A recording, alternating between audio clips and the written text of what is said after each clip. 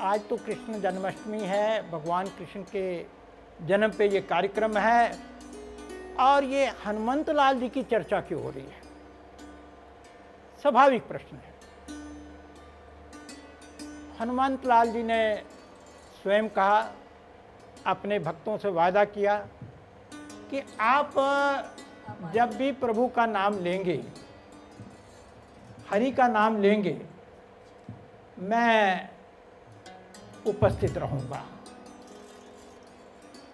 पर कुछ लोगों को लग सकता है कि उन्होंने राम के संदर्भ में ही कहा था। वास्तव में राम और कृष्ण एक ही हैं, दोनों एक ही सिक्के के दो पहलू हैं, दोनों विष्णु के अवतार हैं। विष्णु के अवतार हैं परंतु विष्णु से भिन्न हैं और इसलिए ये जब हम कृष्ण को याद करते हैं, राम को याद करते हैं, तो मूलतः प्रभु को याद करते हैं। और राम और कृष्ण, जैसे मैंने निवेदन किया, दोनों एक ही हैं। राम के बारे में तो कहा गया, रामस्तु भगवान कदाचित, और कृष्ण के बारे में भी महानारायण उपनिषद में स्पष्ट कहा गया कि कृष्ण जो हैं वो विष्णु का अवतार है।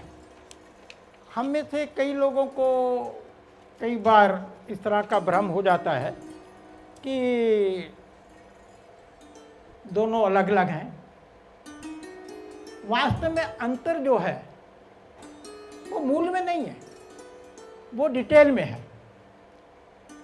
कृष्ण जो थे वो द्वापर और कलयुग की संधि पे पैदा हुए और राम जो थे उससे एक युग पहले पैदा हुए।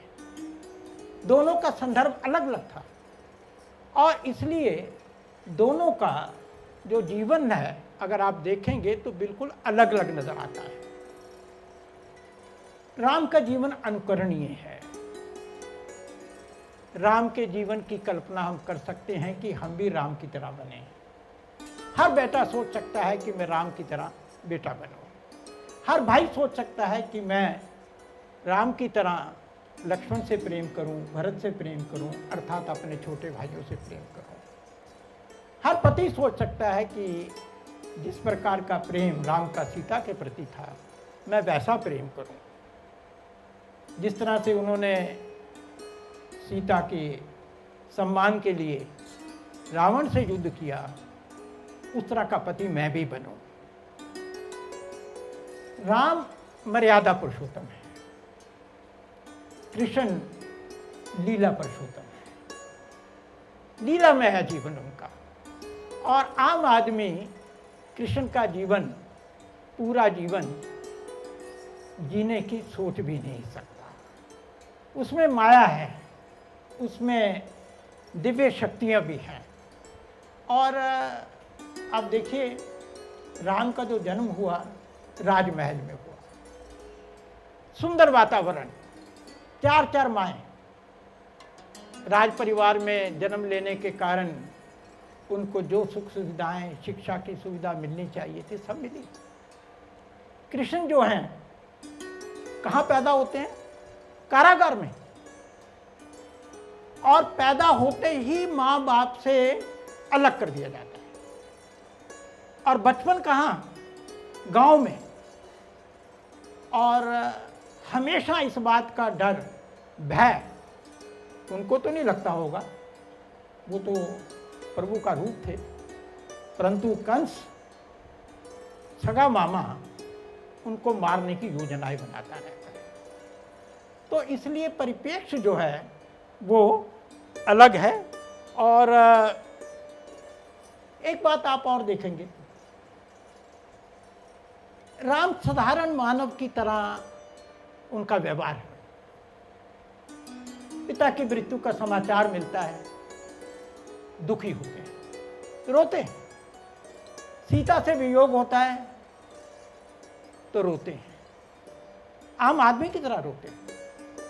लक्ष्मण को जब मेघनाथ का अस्त्र लगता है तब भी वो आतना रोते हैं, रोते हुए नजर आते हैं।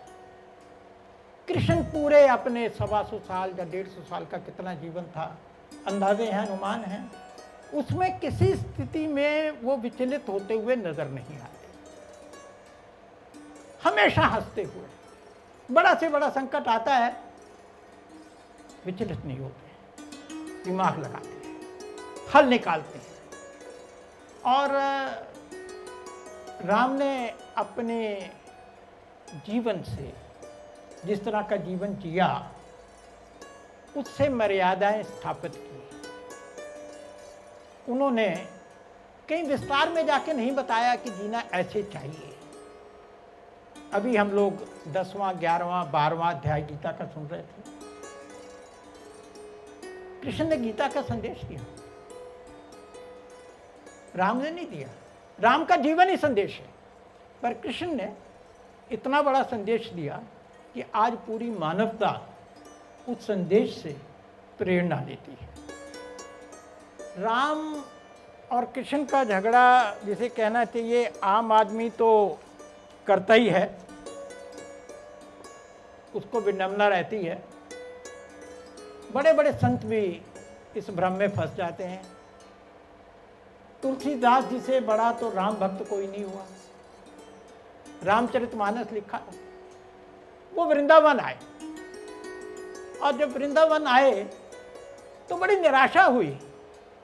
कोई राम का भक्ति नहीं, कोई राम का मंदिर नहीं। उनको तो प्रभु दर्शन करने का अभ्यास था, आदत थी, और वो राम के दर्शन करते थे।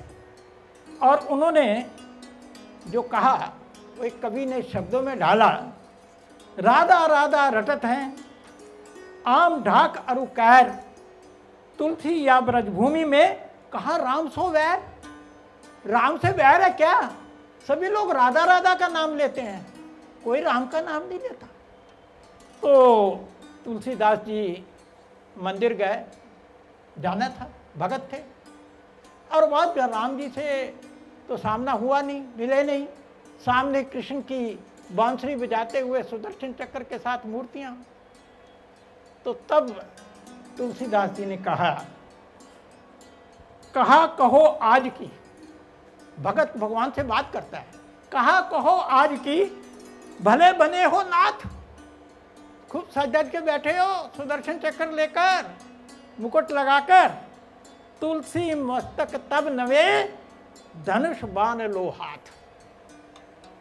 भगत ने अपनी बात कह दी कि प्रभु अपने हाथ में धनुष बाण लो, ये मुरली मुरली छोड़ो।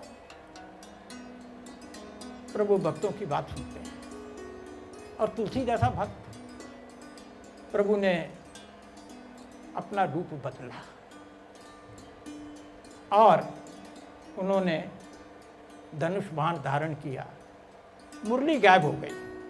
तो उस पर फिर तुलसीदास जी ने कहा, मुरली मुकुट दुराय के धैर्यो धनुष सरनाथ, तुलसी रुचि दास की कृष्ण भैर रघुनाथ। और आप लोग वृंदावन जाते हैं, वहाँ मंदिर है, मंदिर का नाम है श्री तुलसी राम दर्शन स्थल। ये ज्ञान गुदड़ी करके एक क्षेत्र है, एक एरिया है वृंदावन में। वहाँ ये मंदिर है जहाँ कृष्ण के हाथ में धनुष बाण है। शायद एकमात्र मंदिर ऐसा होगा। वर्षों पहले मैं गया था, दर्शन किए थे।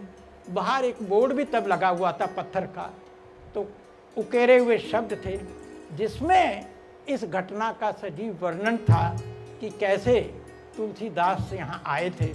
और उन्होंने, और तुलसीदास जी के लिए तो बड़ा स्वाभाविक भी था, क्योंकि तुलसीदास जी ने जब रामचरितमानस लिखा, स्वयंवर का उन्होंने विवरण लिखा, तो उन्होंने कहा, जाकी रही भावना जैसी प्रभु मूरत देखी जैसी।